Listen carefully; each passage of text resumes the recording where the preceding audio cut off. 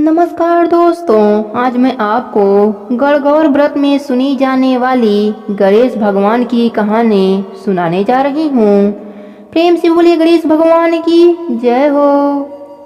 एक समय की बात है, एक गांव में एक भाई बहन रहते थे। भाई बहुत गरीब था पर उसकी बहन पैसे वाली थी। जब बहन के बेटी का विवाह था तब बहन ने न अपने भाई को विवाह में आने का निमंत्रण दिया, ना ही कोई चिट्ठी भेजी। भाई को बाहर वाले से पता चला कि उसकी बहन की बेटी का विवाह है। भाई ने गांव वालों को बताया। तब गांव वालों ने अपने घर से चुनरी, बिछिया और साड़ी जैसा जिनसे बन पड़ा कन्या के लिए दिया।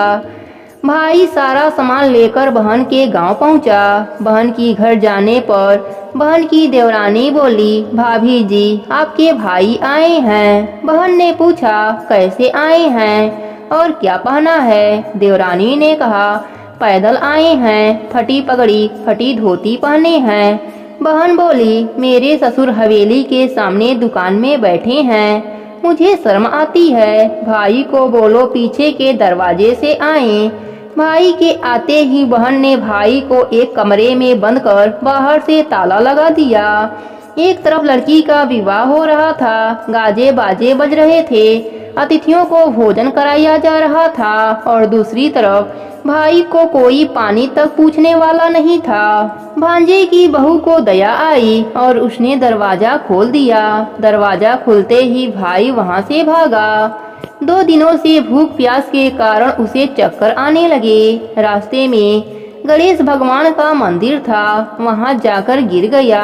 रोते रोते गणेश भगवान को अपनी व्यथा सुनाई और बोला, आज मेरी गरीबी के कारण से मेरी सगी बहन ने मुझे धिक्कार दिया। घर जाने पर मेरी पत्नी जब पूछेगी कि विवाह से क्या मिठाई लेकर आए हैं तो मैं क्या जवाब दूंगा। गणेश भगवान को उस पर दया आ गई और वह बोले, मेरे बगीचे से ककड़ी और तरबूज तोड़कर ले जा।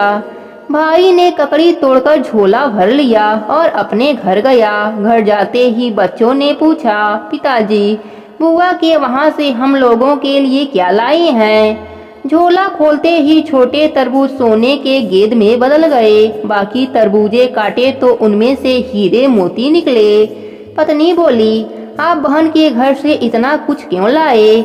आपकी बहन ने हम लोगों को बहुत ज्यादा दे दिया है। भाई ने कुछ जवाब नहीं दिया।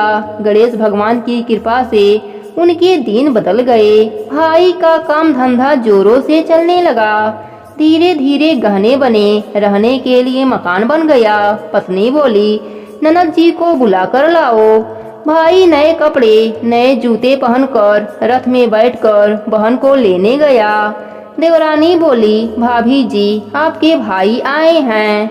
बहन ने पूछा, कैसे आए हैं और क्या पहना है? देवरानी बोली, रथ में बैठकर खूब ठाट बाट से आए हैं। बहन बोली, मेरे भाई को बोलो कि हवेली के सामने से आए, मेरे ससुर देवर जेठ देखेंगे।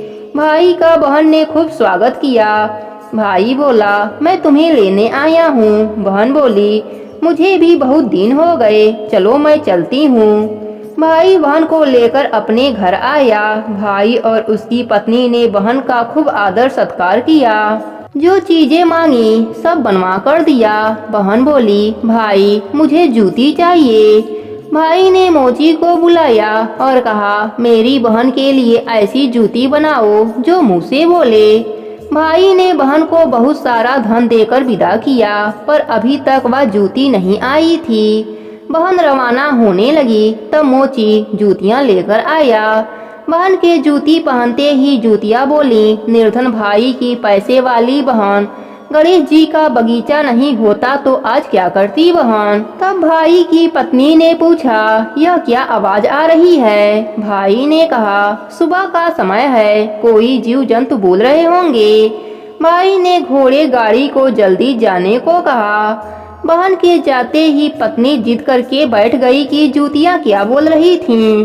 पति ने अपनी पूरी आप बीती सुनाई कि कैसे बहन ने मुझे 2 दिन भूखा रखा, कमरे में बंद कर दिया, भांजे की बहू ने दरवाजा खोला तब मैं बाहर आया और गणेश भगवान के शरण में जा पहुंचा।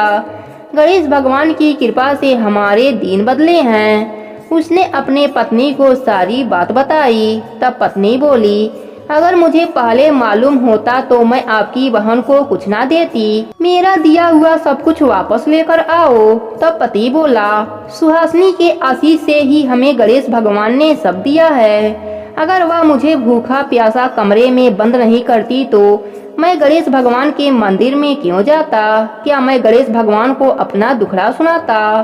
तुम अपना मन मैला मत करो। अपने पर तो गणेश भगवान की कृपा है और किस चीज की कमी है। फिर दोनों गणेश भगवान के आगे झुककर प्रणाम किए और जयकारा लगाया। हे गणेश जी महाराज, जैसे आपने गरीब भाई पर कृपा करी वैसे ही अपने सभी भक्तों पर अपनी कृपा बना के रखना। कहानी अधूरी हो तो पूरी करना, पूरी हो तो मान रखना। प्रेम से बोले गणेश भगवान की जय हो।